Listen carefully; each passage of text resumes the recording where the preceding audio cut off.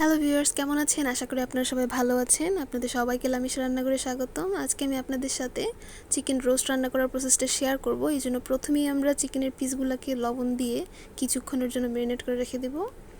তারপরে আমরা একটা ফ্রাইং প্যানে পরিমাণ মতো তেল নিয়ে নেব মাংসগুলোকে ভাজার জন্য। মাংসের পিসের সাইজ আপনারা আপনাদের পছন্দ মতো করবেন। মাংসগুলোকে আমরা ভালো করে ভেজে নিব এবং ভাজা শেষে ওপর একটি পাত্রে উঠিয়ে রাখবো। তারপর ওই মাংস ভাজার তেলেই আমরা গিয়ে কিছু কুচি কুচি করে রাখা পেঁয়াজ বেরেস্তা করে নিব। এই বেরেস্তা পেঁয়াজগুলো উঠিয়ে রাখবো, যেটা পরবর্তীতে আমরা আবার ইউজ করব। বেরেস্তা থেকে ভালো মতো তেলটা ঝরিয়ে নেব। তারপর এই পেঁয়াজ বেরেস্তা করার তেলটাই আমরা অন্য বড় একটি কুকারে নিয়ে নেব এবং এখানে পরিমাণ মতো পেঁয়াজ বাটা দিয়ে দেব।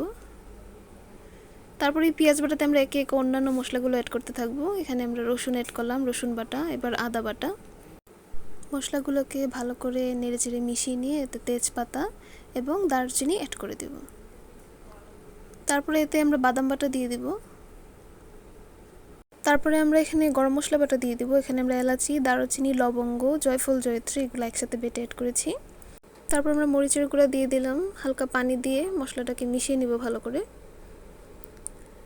তারপরে আমরা এতে একে একে জিরা গুঁড়া এবং ধনিয়া গুঁড়া অ্যাড করে ভালো মতো মিশিয়ে নেব।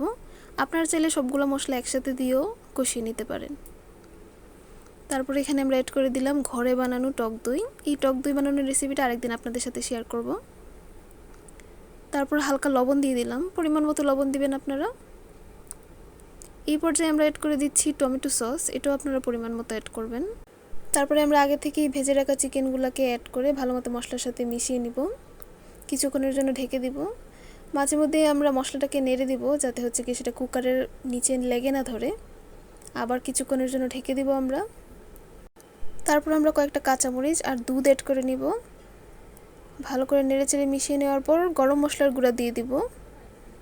তারপরে আমরা এতে অল্প পরিমাণে চিনি দিয়ে দিব। চিনি দিলে কি হয়, রান্নার শেষে রোস্টের কালারটা অনেক সুন্দর আসবে। তারপরে এতে হালকা নেড়েচেড়ে মাংসটা সুসিদ্ধ হওয়ার জন্য ঢেকে দিব। দেখতেই পাচ্ছেন চিকেন থেকে কতটা পানি ছেড়েছে। এবার আমরা আগে থেকেই ভেজে রাখা পেঁয়াজ বেরেস্তাটা এখানে দিয়ে দিব। তারপর ভালো করে নেড়েচেড়ে ঢেকে দিব যাতে গ্রেভিটা শুকিয়ে আসে আর মাংসটাও তাহলে সুসিদ্ধ হবে।